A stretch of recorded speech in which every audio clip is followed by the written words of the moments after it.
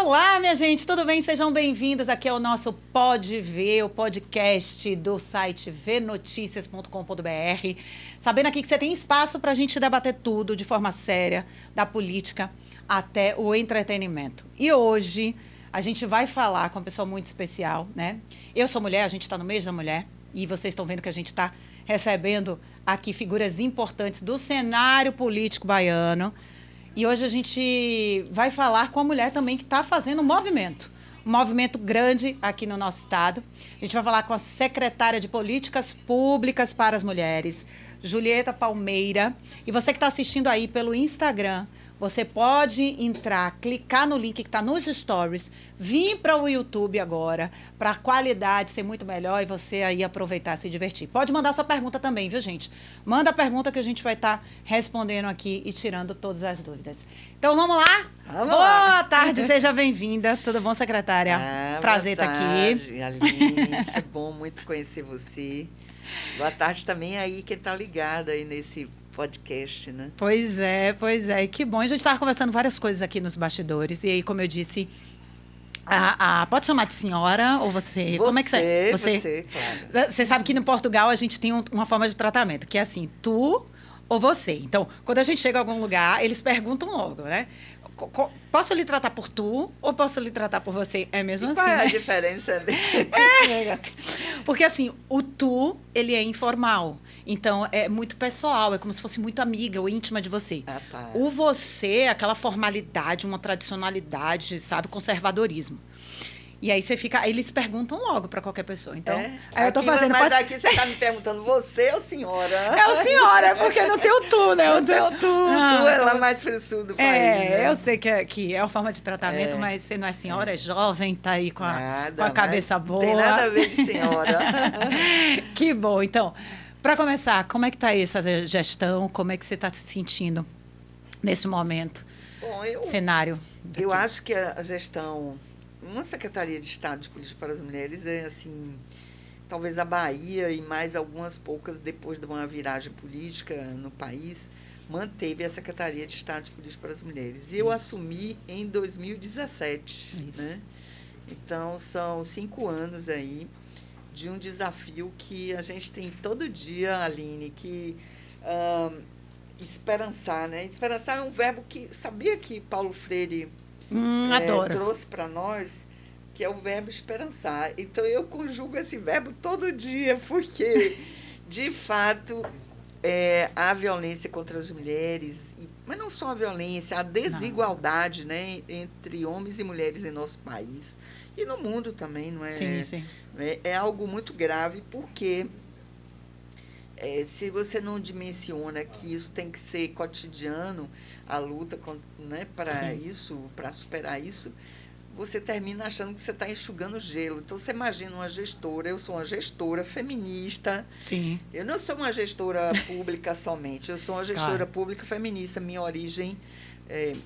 eu sou médica, né? Mas a minha origem é exatamente nas lutas das mulheres, né? Para ocupar esses espaços de decisão na sociedade. Então, eu acho que quando eu chego na gestão, eu tenho que fazer algum tipo de gestão que seja compatível com essa ideia que eu tenho, né, também. Agora, eu não sei o que a senhora sente, assim, né? Mas eu, como mulher, por exemplo, eu comecei minha carreira no jornalismo há um tempo que só eram homens dominados, né? E foi muito difícil para mim trabalhar com muitos homens. Eu sofri vários assédios aqui, em vários veículos de comunicação que eu trabalhei.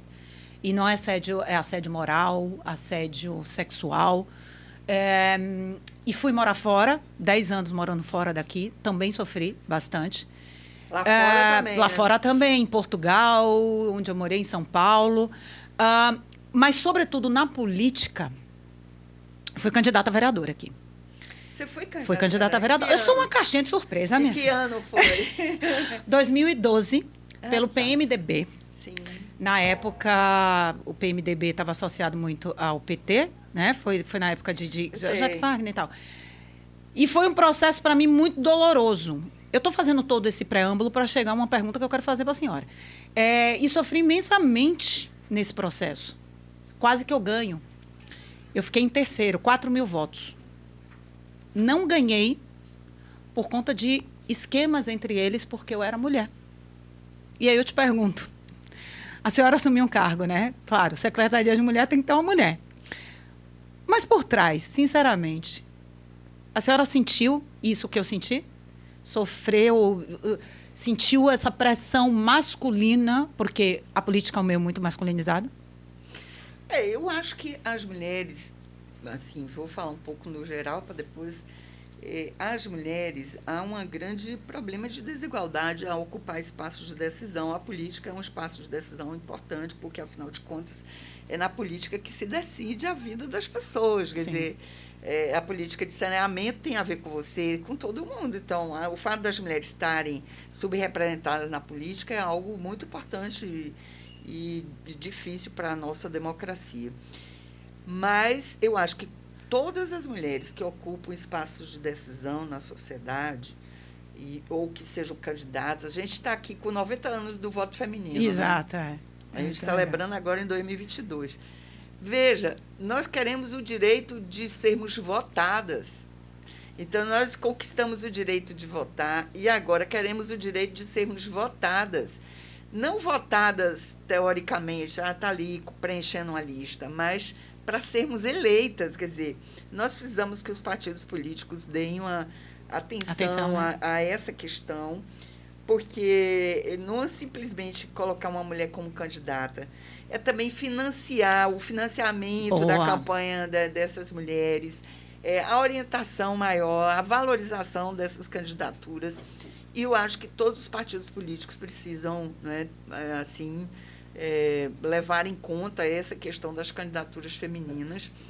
Mais difícil ainda, quando essa mulher é eleita, ela sofre violência política de gênero. Exato. Não é isso? Nós temos tantos casos aí de violência. Tem a da Isa Pena, que é o mais recente, que foi aquela que na Assembleia Legislativa de São Paulo sofreu assédio, né, sexual. Sim. Do seu próprio colega.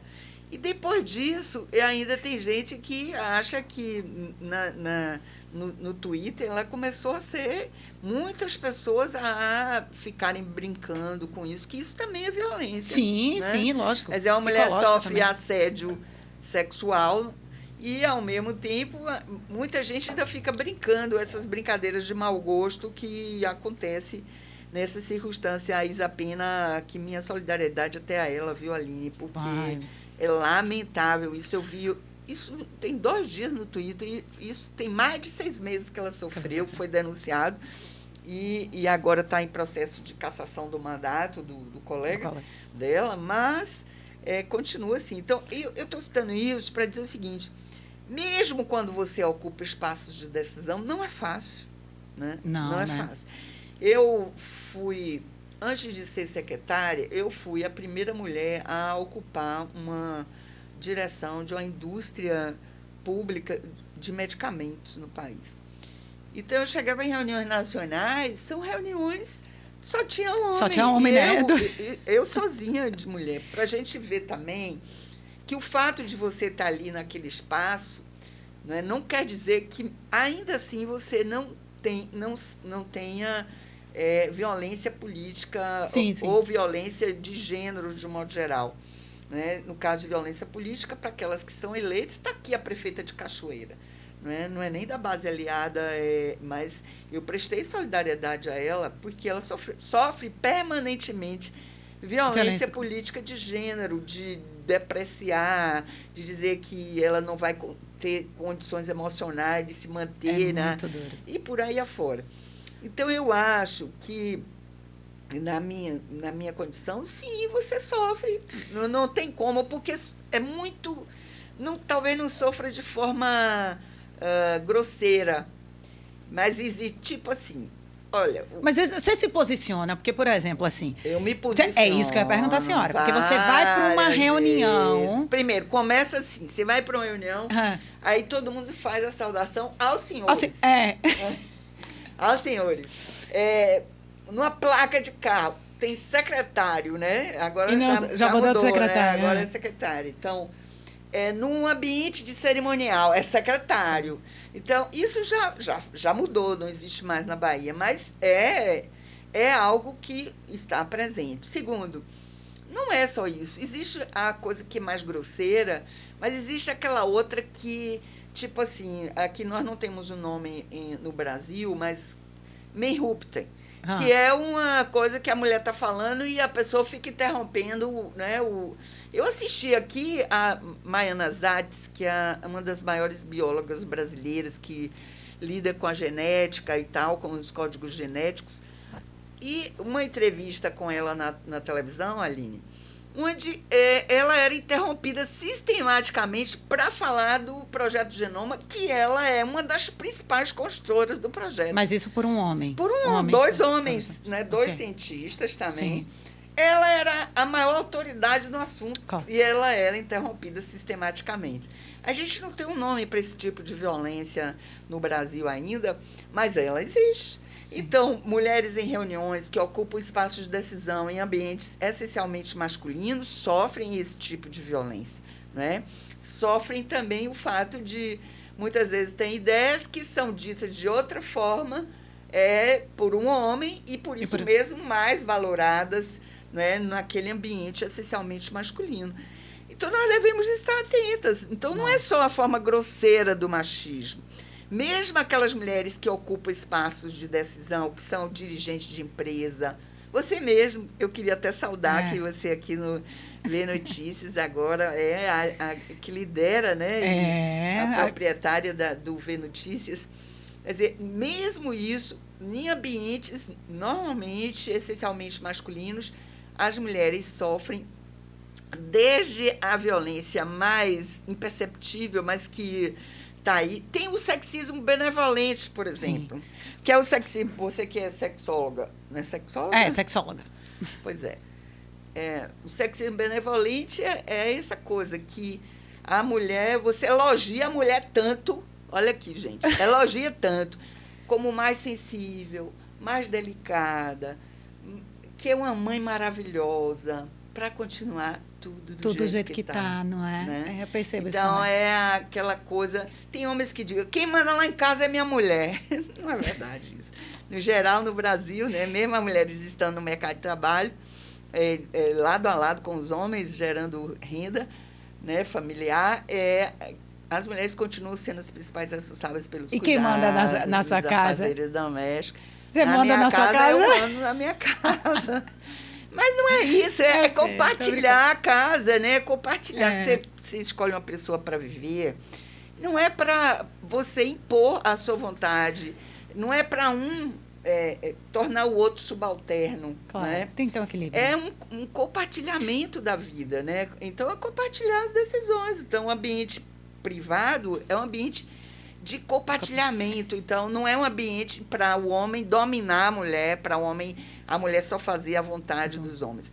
Então, acho, respondendo a sua pergunta, Sim. que eu acho que todas as mulheres, não tem como, numa cultura dessa, onde quer que nós estejamos, não sofremos algum tipo de machismo, de ação machista, todas. Mesmo aquelas que acham que não sofrem sim. Né? Mas sabe o que eu acho que também deveria ter um trabalho, que eu acho que passa pelo autoconhecimento também dessa mulher? Quando eu perguntei, senhora se posiciona, você se posiciona, né?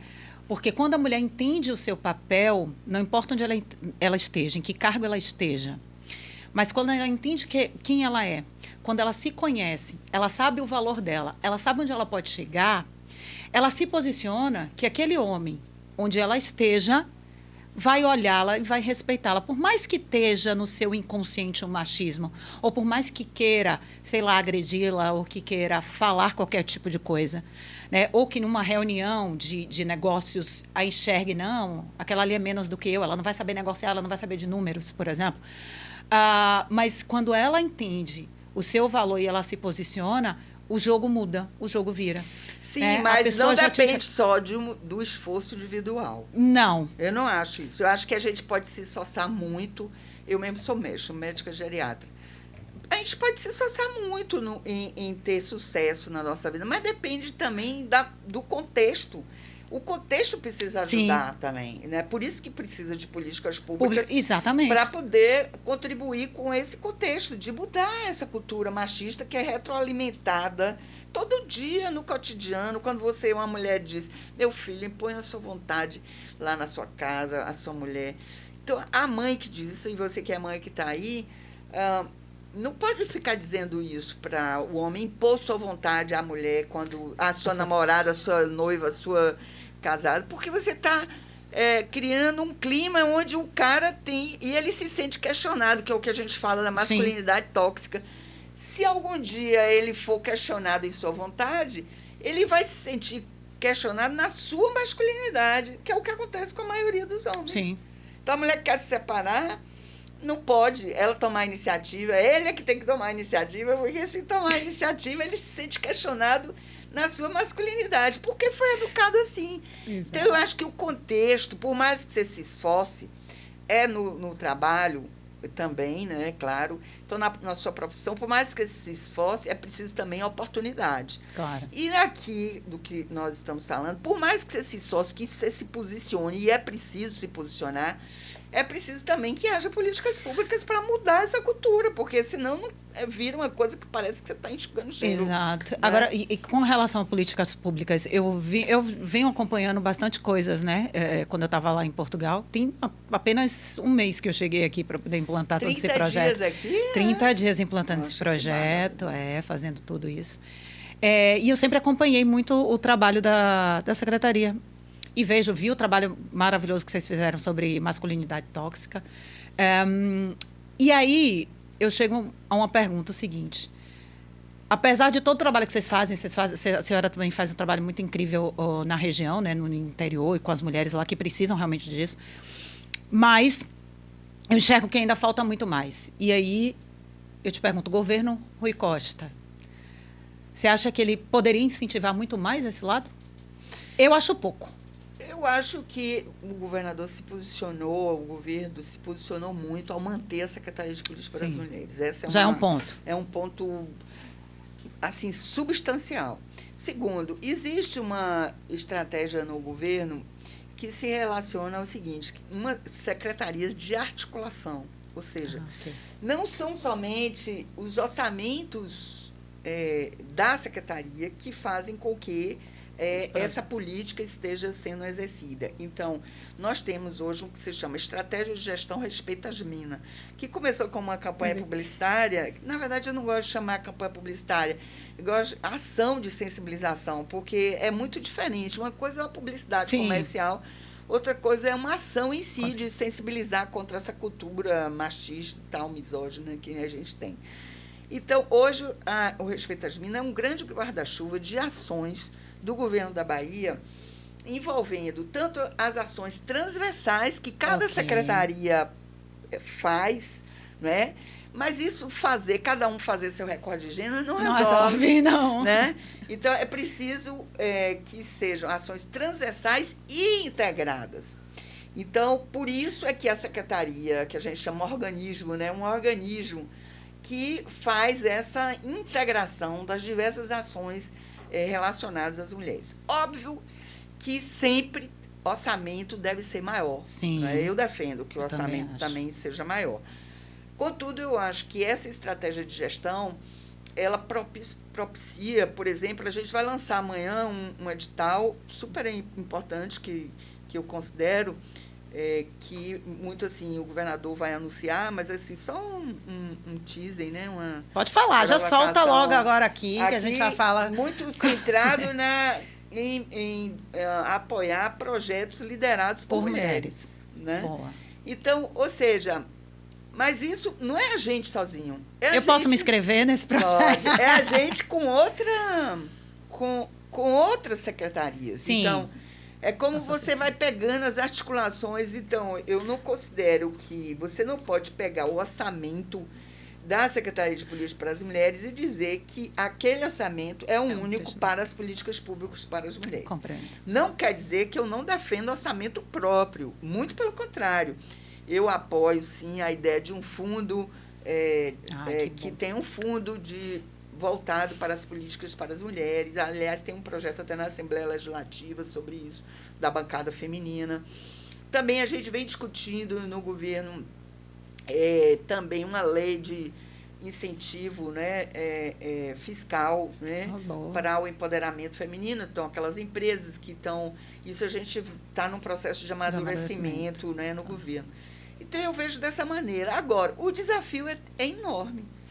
Se você não tiver cuidado, isso não tiver a dimensão do desafio e também a dimensão cotidiana de como enfrentar esse desafio, você perde o rumo, porque não vamos achar que vai resolver rápido, porque não vai. É um processinho, né? O processo assim, educação transforma, mas demora. Não vamos achar que não demora. E o que é que eu acho que, sem dúvida nenhuma, é importante? Políticas públicas de empoderamento feminino. Por quê? Concordo. Porque dá celeridade a esse processo educacional, né? Tá aqui no estúdio, eu estou também vendo as reações aqui da Jesus. As meninas. Dá celeridade a esse processo que é também de educação, que vem desde a família, né? Mas e também na escola. E será que vai demorar muito para a gente ter uma governadora mulher? A primeira governadora. Mas eu acho que isso já é outro absurdo, porque não é possível que em 500 anos... Pois é, gente. Né, não se tenha... Eu estou falando 500 aí, mas, assim,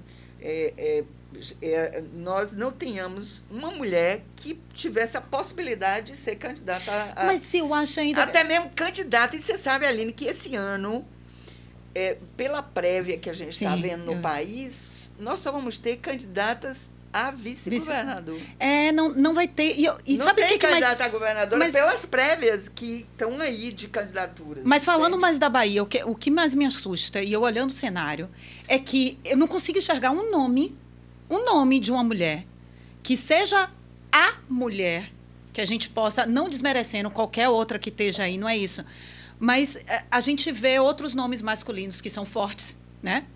E que já foram noticiados, mas a gente não vê uma mulher que chegue junto, sabe? E diga assim, não, tudo bem que tem as coisas do partido e que vai lá, aquelas coisas.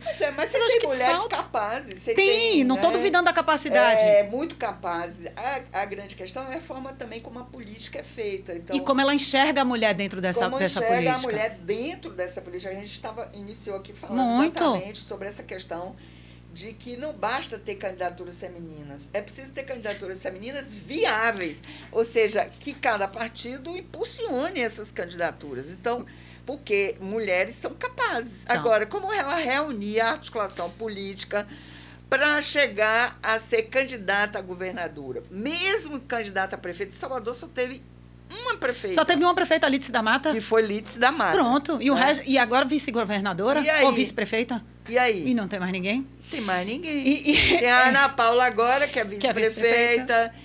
Ou seja, isso é porque as mulheres não têm condições? Não é. São as regras do jogo que impulsionam a desigualdade. E a política é onde mais se revela essa regra do jogo. Já sei, bora abrir um partido feminino. A gente abre aqui um partido só de mulheres feminino. Lança a candidatura da mulher, já dei a solução aí, minha gente. E pronto, junta as forças aí, né? No Brasil tem o partido da mulher que é dirigido por um homem. Né? Que louca. Aqui em nosso país. Agora, a grande questão inclusive, precisa acabar com essa história, e hoje as pesquisas estão apontando isso, de que mulher não vota em mulher. Não é verdade isso, gente. Quer dizer, hoje isso é um mito que foi criado ao longo do tempo aí. Por isso que muitos partidos consideram, se botar uma mulher, a mulher não vota em mulher. Não é verdade isso. A pesquisa apontou recentemente, uma pesquisa feita há um mês atrás aí, né? Que não é verdade isso, que as mulheres querem votar em mulheres. O problema é o jogo político, é como se dá os caminhos do jogo político, desse processo aí na nossa política, que privilegia os homens. Na verdade, é isso. Exato. É isso que, na hora de você financiar a campanha, o partido não dá.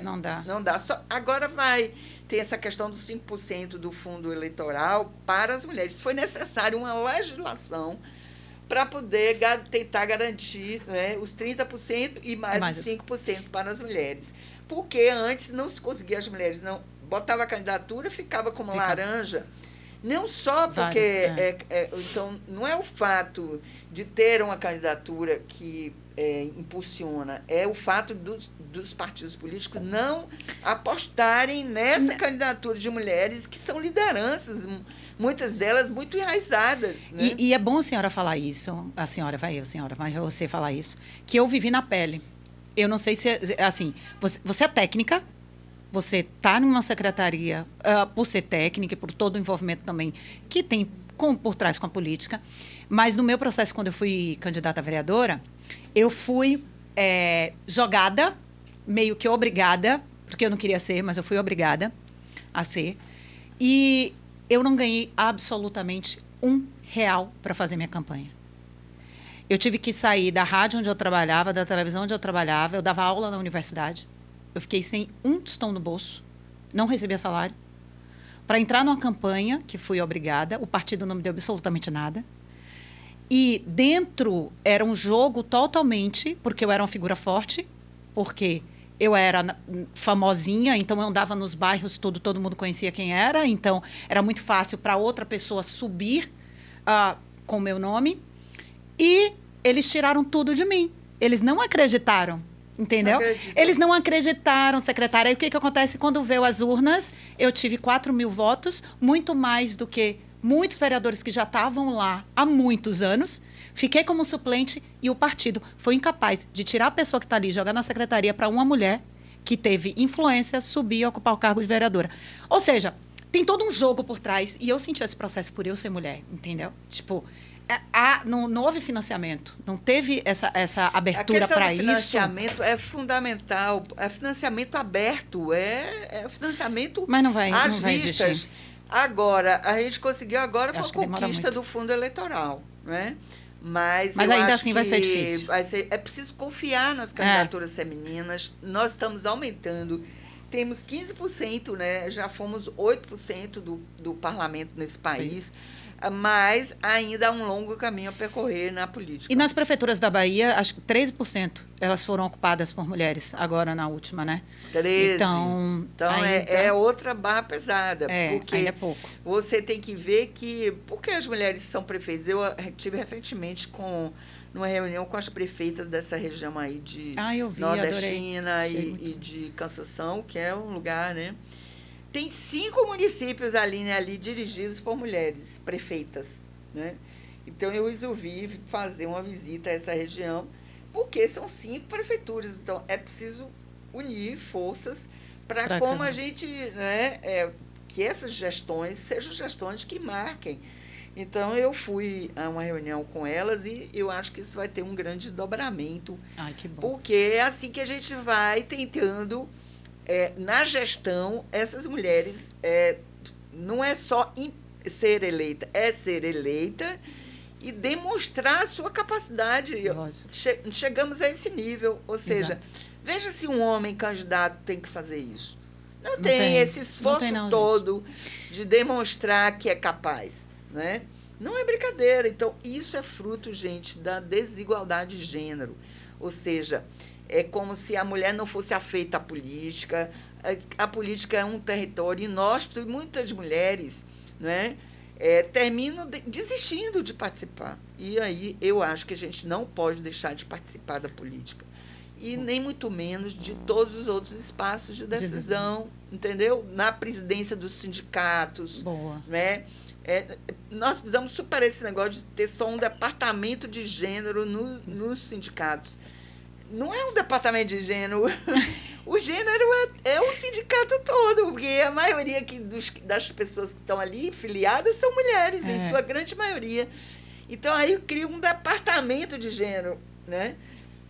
E muitas mulheres não chegam nunca a serem presidentas de sindicatos. Né? É muito complicado. Deixa eu mudar aqui um pouquinho, só para saber um pouco. Que esse podcast é assim, mas eu quero saber também da pessoa. Vai lá. O que você gosta de fazer como mulher quando está no seu momento? Sem ser secretária. Olha, eu gosto de música. Gosto de rock, né? Rock? Meu Deus, nem parece. Todo mundo se assustou aqui, ó. Tá vendo? Não aparenta. Gosta de rock, É. Isso assim, minha juventude inteira foi essa. Eu gosto de música muito. Eu já fiz fotografia também, já fui fotógrafa. Eu já tive uma carteirinha de fotógrafa. Depois que eu fui secretária, tem 5 anos que a minha máquina está lá Não usa. Lá em cima, né? Parada, já deve estar com as lentes todas cheias de fungos. Mas, assim, eu tenho eu gosto muito da área de comunicação também, né? Ah, que bom. Porque eu entrei na área de saúde, depois fiz um link de saúde e comunicação. Então, aí eu gostei muito dessa área.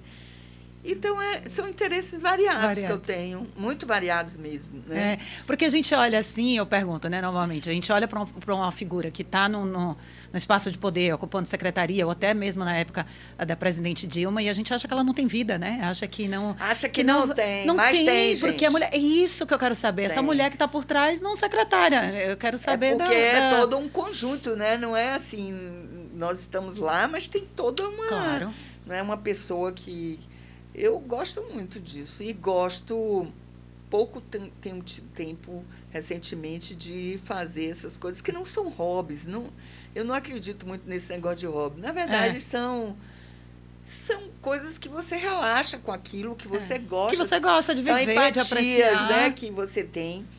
E eu tenho tido pouco tempo no caso da fotografia, é uma coisa que eu amo também. E nunca mais cheguei a fotografar. Mas né? tira um tempinho para você, que é bom, para relaxar, para ter essa divisão, que eu sei que o trabalho ocupa muito mesmo, quando a gente está nessa... E você acaba esquecendo de você. Eu quero lhe dizer, eu engordei, Aline, 20 quilos.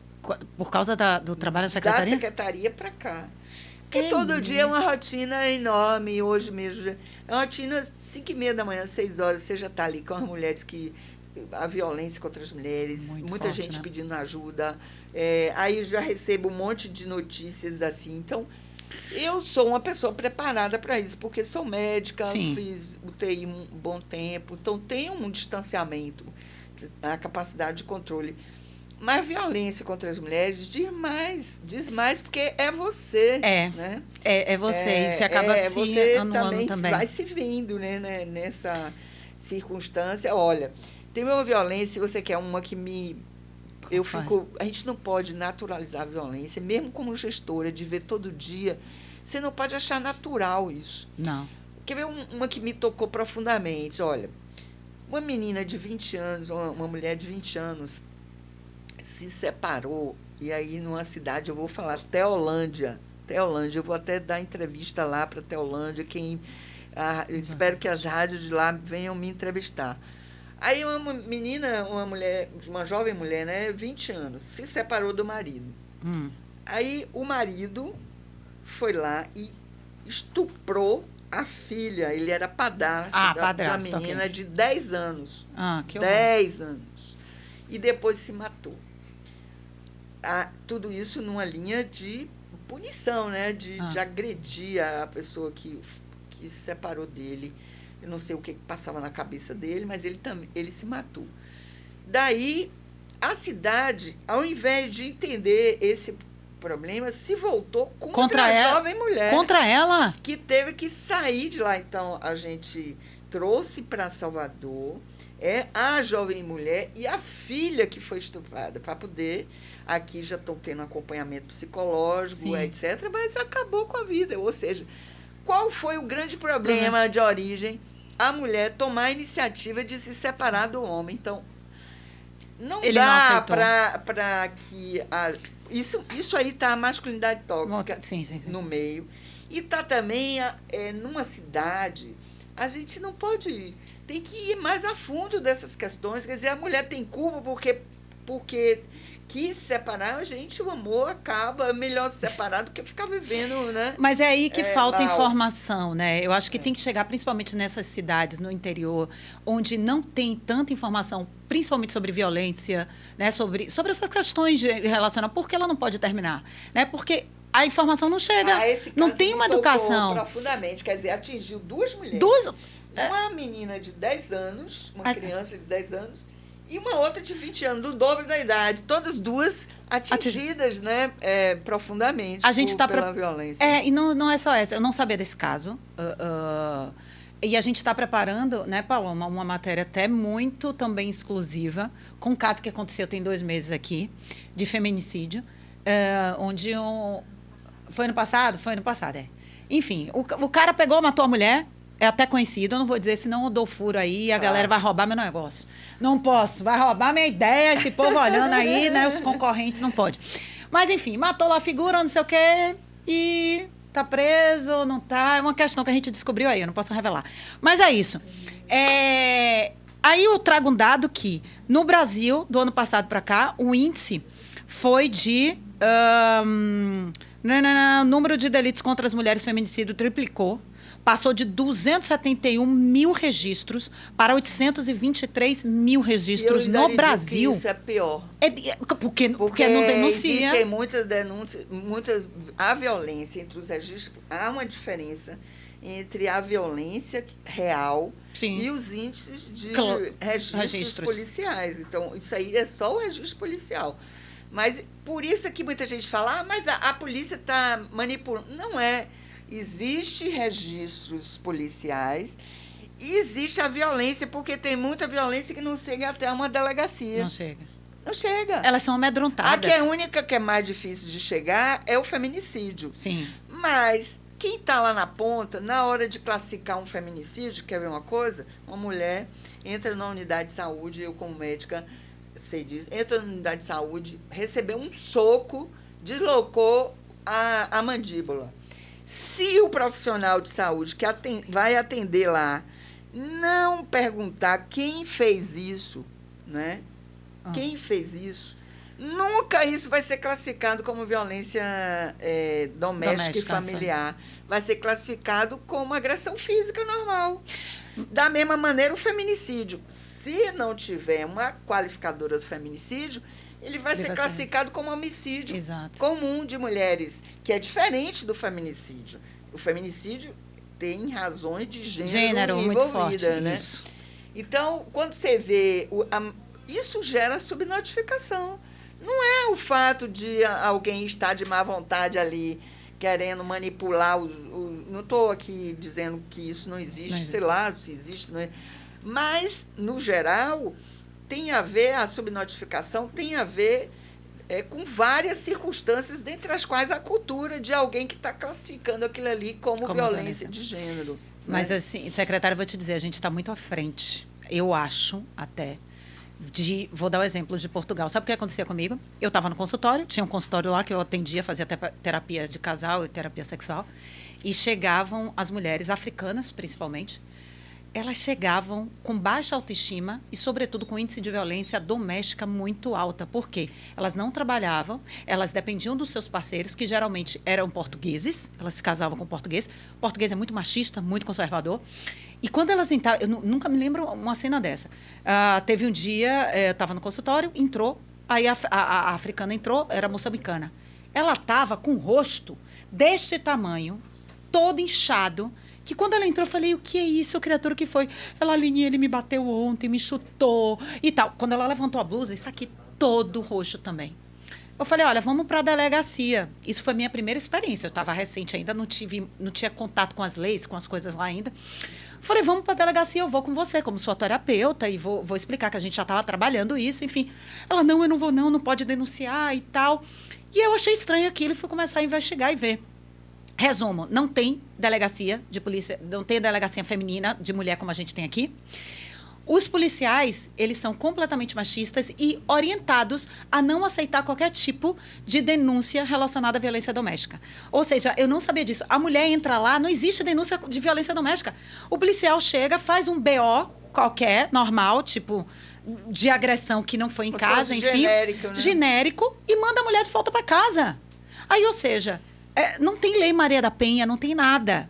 Assim, você acredita que eu fui para a porta da Assembleia, do Parlamento, me juntei a um grupo lá e falei, não, gente, a gente tem que mudar isso aqui. E eles conhecem a lei Maria da Penha, eles associam muito. Toda notícia que tem de televisão e lá violência contra a mulher, eles citam o Brasil com a lei Maria da Penha. Porque não tem no país. E é um absurdo. Você não pode denunciar. Por isso que a gente vê que a gente tem um marco legal civilizatório. Exatamente, importante, né? total. E por isso que eu digo que a gente está até evoluída, A gente está evoluído no processo, porque lá é uma cena absurda, E aí eu aprendi com isso, não se pode denunciar, porque os próprios policiais, eles acabam sendo também abusivos, agressivos. Aqui a gente tem um projeto, uma política pública, que é uma parceria que nós temos com a Secretaria de Segurança Pública, que é qualificação em gênero de todo o contingente da Polícia Civil, da Polícia Militar. Maravilhoso. E do Corpo de Bombeiro e Polícia Técnica. Tá. Isso a gente vem fazendo desde 2018. Então, não é fácil, porque é exatamente isso. É você ter um olhar, né, do servidor público que está nesse contingente, sim, mas não é só na polícia. E tem várias outras áreas, na área da saúde, por exemplo. Tem a violência obstétrica. Sim. Né? Não é uma pessoa que comete a violência obstétrica no geral. Tem a ver com a instituição, com o conjunto de cultura que está ali. Muito, muito. Né? Então, a gente tem buscado essa qualificação em gênero. Não é qualificação profissional, porque ele já tem... Ele já tem da área dele. Da academia de polícia, e esse projeto nosso é feito em comum com a academia de polícia. Bom. Eu citei aqui, Aline, porque eu acho que esse é um dos projetos que eu tenho o maior orgulho. Ai, que bom. Porque isso mexe exatamente com o fato de que a polícia ter uma qualificação em gênero para encarar isso é muito relevante, porque você não tem controle. Como é que você tem controle de como é que alguém vai atender uma mulher lá no município, né, que muitas vezes só tem dois servidores, o delegado e mais um? Como é que vai atender? Então, mudar a cultura é isso também. E a gente sabe que a cultura lá é diferente da nossa que vive na cidade, tem um campo, a criação é outra, a educação é totalmente outra, e a gente tem que mudar mesmo esse pensamento. Ótimo trabalho. Eu queria conversar mais com você, mas não dá, tá muito que tempo. Pena. Adorei. Eu ia perguntar, e para finalizar, vou perguntar, trabalhar em causa própria da minha área. Como é que a secretaria, a gente conversou em off muito sobre sexualidade, né? E eu acho que é importante a mulher também vivenciar isso. E eu vejo pouca, não só aqui na Bahia, mas como eu morei em São Paulo há muito tempo também, poucas políticas públicas dentro das secretarias das mulheres voltada para a área de sexualidade. Na verdade, isso seria na política integral de saúde das mulheres. Da saúde, eu fui da Comissão Intersetorial de Saúde das Mulheres, nacional, na época como médica mesmo. E a gente tratou muito disso na política integral de saúde das mulheres. O problema é que, com a viragem política, todas essas políticas foram desarticuladas. Pois é. Né? Então, está aí a política de saúde integral das mulheres, não só as mulheres, a política da população indígena, a política da população negra. Então, tudo isso foi desarticulado. Mas eu acho que uma das questões assim, fundamentais tem a ver com essa questão da sexualidade, porque tem um ponto dentro da saúde integral das mulheres que é a questão da autonomia sobre o seu próprio corpo. Boa, isso, né? Aí. Então, a autonomia não é só o fato de você decidir determinada... É também, exatamente, você conhecer o seu próprio corpo. Né? Você ter a informação sobre sua sexualidade, sobre a parte fisiológica e sobre a sexualidade, que, no geral, muitas mulheres... desconhece, isso foi sempre um tabu, né? E a gente não foi educada para isso, né? É tipo menstruação, da parte fisiológica. Se os homens menstruassem, garanto que ia ser ótimo o absorvente seria distribuído como a camisinha. Pois é, porque agora... Porque a camisinha... Mas como os homens não menstruam, nós precisamos falar mais de menstruação. Por isso eu estou falando aqui, aliás, é um projeto que nós temos, que é o projeto de Dignidade Menstrual, com a Secretaria de Educação e a Secretaria de Assistência Penitenciária, que voltado para a educação, né, das mulheres e dos homens. Eu me lembro que meu irmão ficava com vergonha, não vou citar nomes aqui, ficava com vergonha de ir à farmácia comprar absorvente quando minha mãe mandava. Entendeu? E por que isso? Porque é um tabu, gente. Mas isso é algo muito... É da fisiologia da vida, da reprodução. Ou seja, a menstruação o útero se prepara para receber o óvulo. Se não recebe fecundado, ele solta a menstruação. Então, isso é fisiológico, é da reprodução da vida. Agora, por que isso tem que ficar dentro de casa, todo mundo falando baixinho, a mulher está menstruada, a calça está manchada. E quantas mulheres sofreram, né, e essa violência desconstrução, por isso? essa então, desconstrução a gente tem que muito desconstruir isso, gente. Né, tem que desconstruir. Então, adorei. Também adorei conhecê-la pessoalmente, já conheci pelas redes sociais, pelo trabalho da assessoria que faz belamente. Também. Vou visitar, o espaço é seu, né? Pode vir aqui, vocês podem falar, porque é um espaço também feminino, né? Com a gente, com esse espaço de comunicação de uma mulher no comando. Então, fique à vontade. Estamos aí para fazer parcerias e espaço muito obrigada. Sucesso aí na sua empreitada. Eu acho que vai ser sucesso. Tem que ser, senão... Conte conosco. Acho que mulheres na produção, né, de empreendimentos, liderando, é sempre muito importante para a nossa luta, né? Que bom. Parabéns, Aline. Você é uma mulher de garra, gosto imensamente do seu trabalho, já gostava agora olhando de longe, agora de perto melhor. E sabendo que tem Regina por trás, que tem Dória, que são todas minhas amigas, maravilhoso. Beleza. Ai, gente, é isso. Obrigada. E você que está vendo aí, curta, deixa seus comentários, segue a gente e vai ver lá depois as notícias. Gente, curta aí, viu? Não esquece de curtir, não. Aí, já tá uma youtuber, secretária. Beijo, tchau. Tchau, gente. Muito bom, Aline.